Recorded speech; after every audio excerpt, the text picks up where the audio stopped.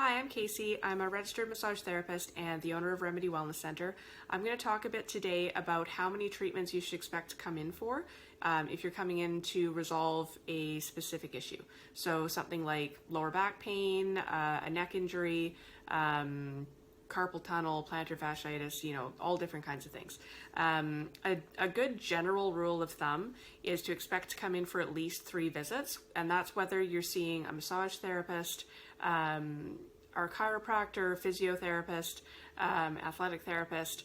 3 visits, no more than about a week apart, is usually a good starting place. The reason for that is that the treatment that you're having with any one of those practitioners is essentially an input into your nervous system. Your nervous system is what controls all of your tissues and determines what your resting state is, your tension, your pain level, all of those things. So everything that we do is an input into your nervous system. So if we see you once and then we don't see you again for 3 weeks, 4 weeks, 6 weeks, every time we see you, it's kind of like we're starting from square one, because we never get a chance to really build on the effects of that first treatment.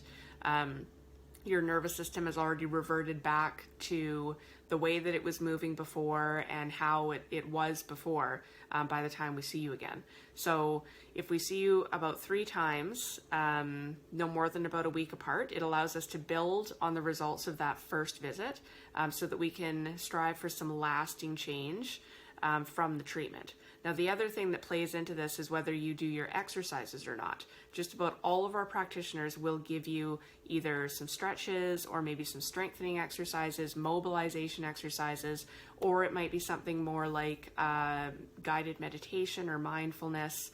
It could be diet changes or other lifestyle changes. So all of these things are tools that we're equipping you with so that you can maintain these results at home. And every time you do those exercises, it's repeating that input into your nervous system that tells it, okay, you need to stop using this so much, so we're going to stretch that, we're going to self-massage it, we're going to calm that down, and you need to strengthen this other area and get it to start doing its job to support your lower back or your shoulder girdle or your neck or whatever it is.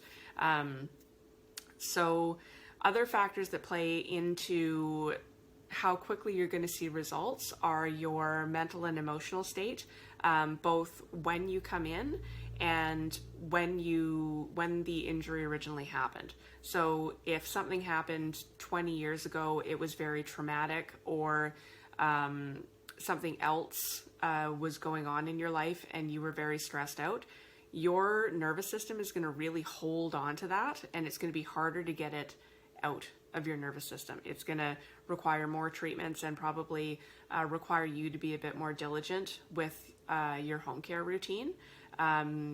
So that's going to vary a lot. The amount of time that an injury has been there. If you woke up, you were fine, and then you woke up this morning and you couldn't turn your head to the left, we're probably going to be able to resolve something like that relatively quickly. It hasn't been sitting in your nervous system for a long time. But if you had an injury, 25 years ago, and it's been there for that long in, various states of being flared up and calmed down and flared up again, something like that might be a lot harder to correct. So that's going to be a longer treatment plan, a bit more complex of a treatment plan. So always set realistic expectations. The likelihood that you're going to come in for one treatment and be cured of whatever it is that happened is typically pretty low. And that's going to be anywhere. Anywhere in Canada, anywhere in other countries, any of these professions. Anyone that claims that they can fix something in one treatment, be wary of that person. So the main takeaway is make sure that you're getting in for enough treatments initially, and communicating with your practitioner about the results of each treatment. Every time we see you, we put a lot of clinical reasoning into why we're treating something a certain way. So we start with what makes the most sense, and we're trying to figure out what's driving the problem. So we may, in the first treatment, have a very specific focus or theory, And then when we see you in the next treatment, we have a discussion about, okay, how did you feel? Did the treatment that we provided last time have an effect? Did you feel better, even if it was even just for a couple of days? If not, that's still very, very useful information for your practitioner. So just because you didn't feel better after the first visit, don't write it off as a waste of time. It's still very useful information, because then that practitioner knows, okay, that approach didn't work. We're going to try the next thing that makes the most sense. And we come to those conclusions based on, orthopedic testing, postural assessment, our experience, and, all the different kinds of courses and training that we've taken that help us come up with these treatment plans and approaches to how we treat all kinds of different problems. So the second treatment, the focus might be a bit different. And then again, we're seeing, okay, did you feel better after that or not? Again, it's very useful information. If you get to the third treatment and there's still no change at all, then typically you'd have a discussion about, do we need to drastically change the treatment approach? Do we need to add a different therapy? Or do we need to refer out entirely?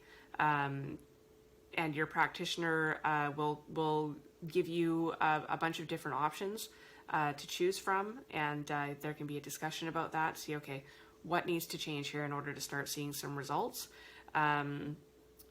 What you would never get from us is, keep coming in week after week or several times a week, nothing's getting better, and we're just going to keep basically bleeding you dry financially. We don't believe in that. That would be completely unethical. We're always trying to give you some sort of lasting results and also give you some tools in order to work on those things at home. The end goal is always that you don't need to come in and see us, that you have all the tools that you need in order to either manage things on your own at home, or if things get better and then a few years down the road you have another flare-up, you know what you need to do in order to calm that down. Maybe you need to come in occasionally for a tune-up, but the end goal is always that you feel good and you don't need to come in and see us.